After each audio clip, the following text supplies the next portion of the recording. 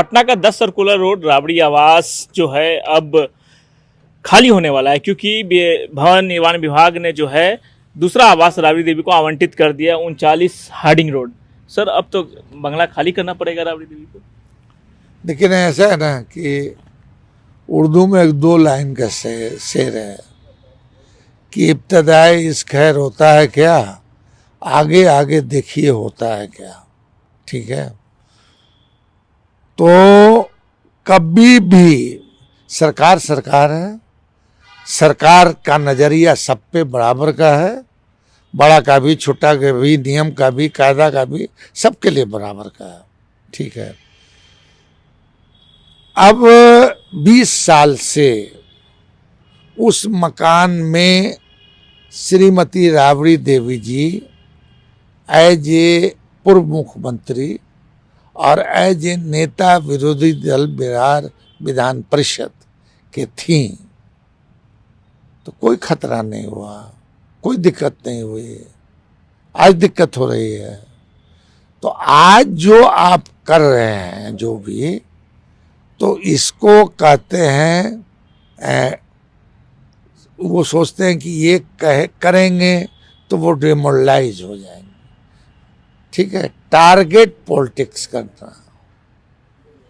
अरे भाई, नीति की लड़ाई लड़ो ना, सिद्धांत की लड़ाई लड़ो ना, विचार की लड़ाई लड़ो ना, मगर ऊंचा और नीचा दिखाने वाली लड़ाई ये मत लड़ो।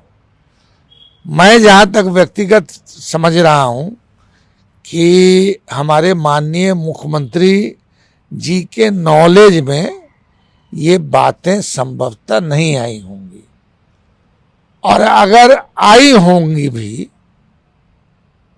तो मैं आश्चर्यचकित हूं। भवन निर्माण विभाग तो मुख्यमंत्री के काफी करीब लोगों के पास है, जिनके भी करीब हो, अगर माननीय मुख्यमंत्री जी की सहमति से हुआ तो मैं आश्चर्यचकित हूं उनके आओ भाव, व्यवहार, विचार, रहन सहन, नीति रीति को जानकर। समझा कि नहीं?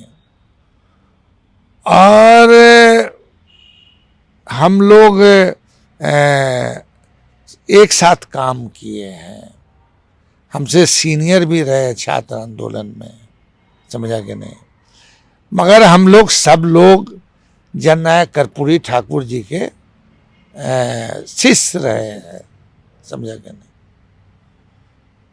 कभी न तो उनके साथ टारगेट पॉलिटिक्स हुआ, ना उन्होंने कभी किसी के लिए टारगेट पॉलिटिक्स की। अगर मान लीजिए कि आपको करना ही था, तो आप तो मुख्यमंत्री हैं, बड़े ओहदे पे हैं। समझे कि नहीं? आप सौजन्यता बस नहीं मिलके तो टेलीफोनी पे आप ये कह देते कि मैडम ये मकान जो है इसको हम ले रहे हैं, इसके जगह पर आपको दूसरा दे रहे हैं। तो कभी भी मैं बहुत होता था कहती ना कि शिफ्ट करे में दिक्कत हो। आवंटन तो एक पेपर वर्क है, जब तक पेपर वर्क नहीं होगा आवंटन कैसे माना जाएगा आवंटित हुआ है? आवंटित हो गया पेपर वर्क में, आनन फानन में एक दिन में ऑर्डर भी निकल गया, ऑर्डर निकल गया। तो अब 20 साल से वो अगर वहां है तो कोई दिक्कत नहीं है। खाली करने में क्या दिक्कत है? सरकारी बंगला तो फिर मिल ही रहा है। भैया ऐसा है कि अब जैसे मकान खाली करके एक जगह से दूसरे जगह जाइएगा ना, तब आपको पता चलेगा। आप कहिएगा कि उसी कैटेगरी का मकान दे रहे हैं, तो आखिर उसी कैटेगरी का मकान दे रहे हैं तो ये मकान खाली कराने का क्या लॉजिक है? ये भी पूछ सकते हैं कि ये मकान खाली कराने का लॉजिक क्या है, कि है कोई लॉजिक? आपको क्या लगता है? आपको क्या लगता है?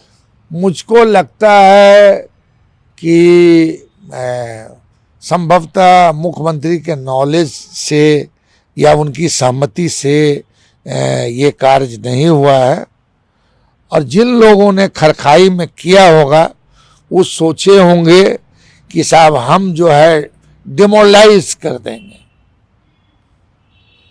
तो जहां तक मैं समझ रहा हूं कि न वो डिमोरलाइज होंगी और न वो कहने जाएंगी, समझे खाली कि कर नहीं। देंगी।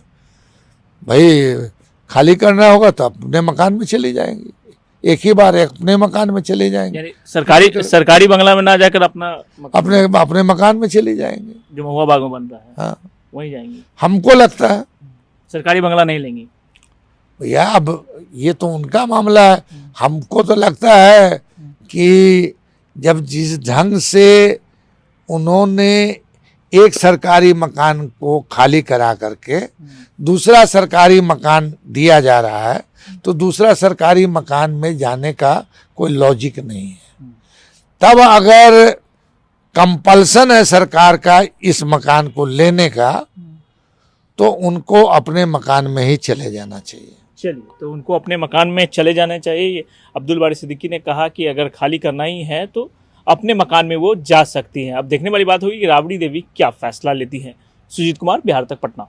ये तो ऑलरेडी पहले से ही 28 वर्षों से ये कलंकित है मैडम श्रीमती राबड़ी देवी जी के नाम से।